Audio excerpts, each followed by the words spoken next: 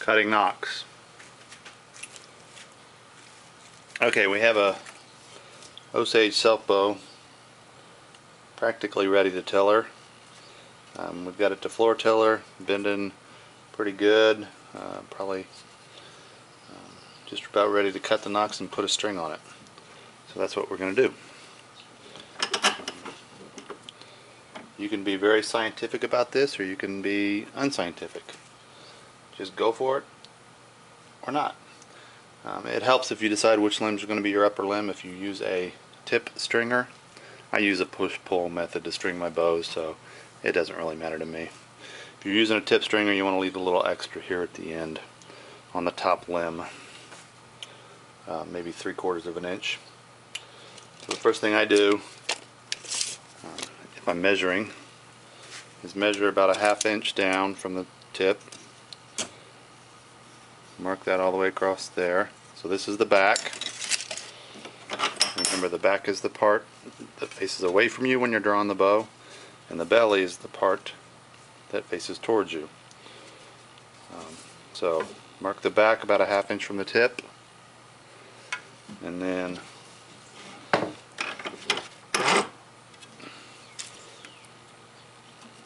from that line draw about a 45 to the belly.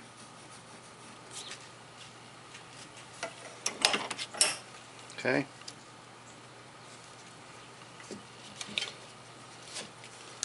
I kind of mark that on the belly all the way across.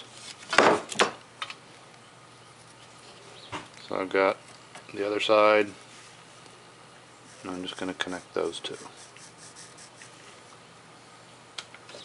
Simple as that.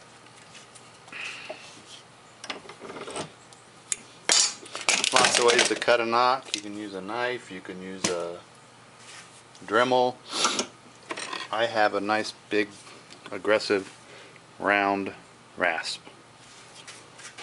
This is a good way to start it off. You know, our tips are really wide. Now let's talk about wide versus narrow. So wide is the width is the distance between the sides. So this is the back of the bow. Side to side is width. Thickness is back to belly. So thin, thick, wide, narrow. Helps to have good definitions. So our tips are really wide right now. In the end, we'll probably make them about 3/8, a little less than a 1/2 inch. They're marked at 1/2 inch when I rough the bow out, but they're still wider than that. You just do that to give yourself some room to move the string around if you have to. So I just start with my aggressive rasp and get it to about half the diameter of the rasp.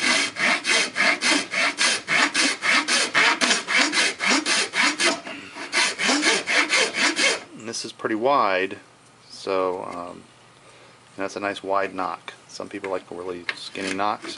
I don't really care. I like this one. Works for me. It's easy.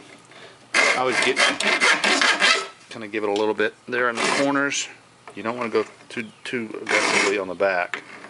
You do want to kind of round it off. So that's one side.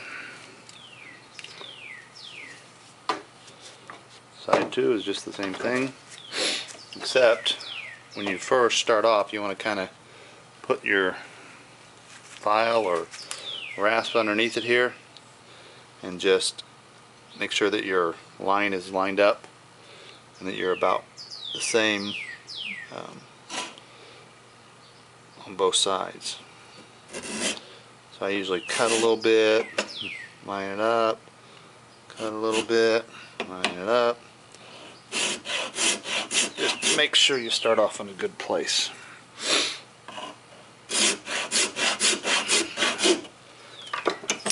And before I go too deep, I'm going to turn it around. So the belly's up now. I'm actually going to just match this up to this without getting too crazy yet, so that they're matched up.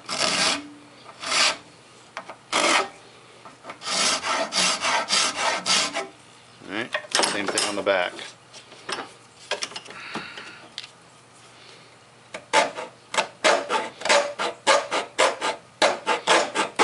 Make sure I'm about in the same spot, which I'm pretty close. And I need to move this just a little bit that way. So I'm going to put a little more pressure on the rasp this way.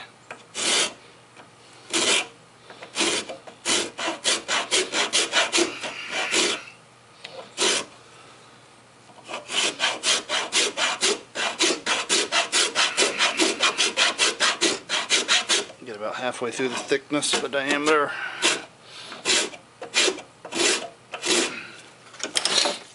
Turn it back over, compare it.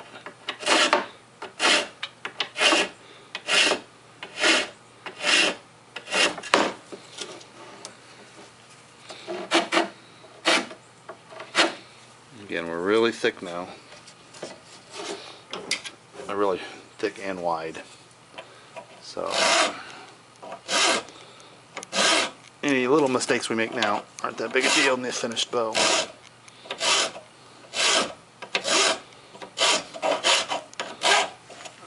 That's plenty deep for your knock for tillering.